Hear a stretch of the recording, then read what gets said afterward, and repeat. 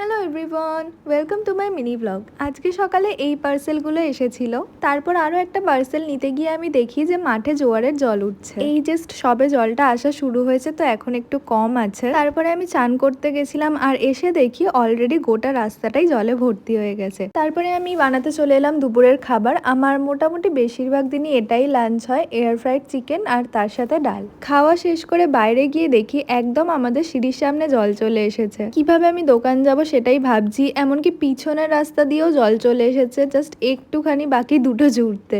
অনেক দিন পরে এত বেশি জল উঠলো। একটু জল ওঠে বাট এতটা আবার অনেক দিন পরে উঠলো। দোকান তো যাওয়া হচ্ছে না, তাই জন্য আমি ভাবলাম যে কিছু একটা খাওয়া যাক। হ্যাঁ, আমি জানি যে ভাত খেয়ে কফি খাওয়াটা খুবই অড, বাট আমি এরকম অডর জিনিসই খাই। তো এটা ছিল নেসক্যাফের আইসড লাতে, যেটা টেস্টটা ঠিকঠাকই ছিল।